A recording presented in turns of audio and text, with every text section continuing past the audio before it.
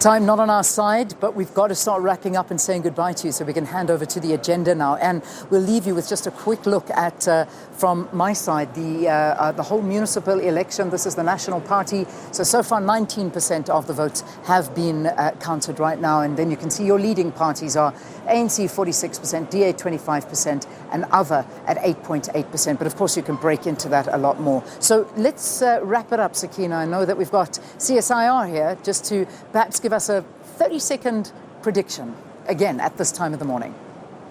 Thank you very much. And Ndumiso Cingo here with us now, Professor Deva earlier. But Ndumiso, just very briefly, in terms of where we stand right now, the ones that you are comfortable in calling. Okay, so at national, as you know, we aggregate all the results, and the ANC is still leading, but having below 50% support. And followed by, and they stand at 47.1, and that's what the model is predicting. And the DA 22.7%, and that's down from 27% in 2016. And the ANC in 2016 was 54.5. So both of those appear to have declined. The third one would be EFF, 8.2% in 2016, and projection this year is 10.3%. So a slight gain for the EFF there. And the last one that I'll mention is the IFP. IFP is standing at 6% predicted. And in 2016, it was at 4.3%. Interesting. What about the Freedom Front Plus? Freedom Front Plus is, in 2016, they stood at 0.8%. And the projection this year is 2.8%.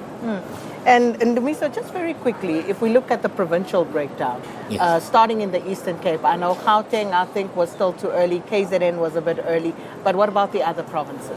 So with Eastern Cape, 26.5% voting districts declared. The projection is that the ANC will be top, followed by DA and EFF, 64.4, 17.2, and 7.6 respectively. And in each case, or rather in each case, yes, it's a decline, slight decline for the ANC, 65.9 to 64.4, and for the DA, it stood at 19.7 in 2016.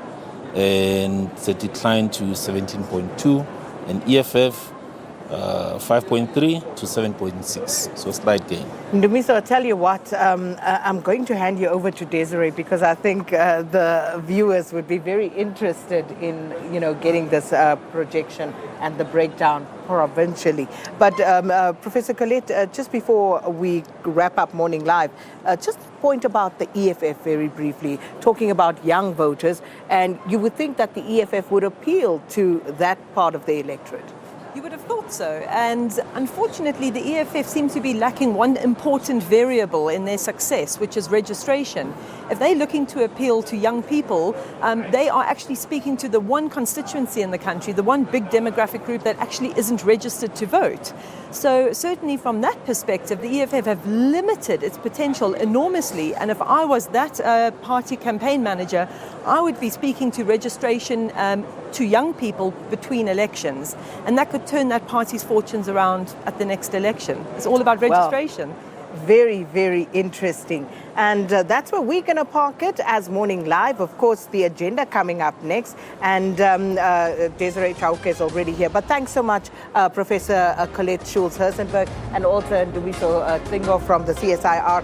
Leanne, it's been a fabulous morning. It really has been. Lots of results coming in now, and they're going to only pick up pace. So looking forward to watching SABC News with you.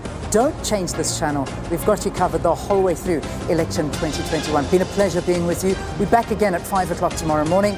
Desiree Chauke up next. Enjoy.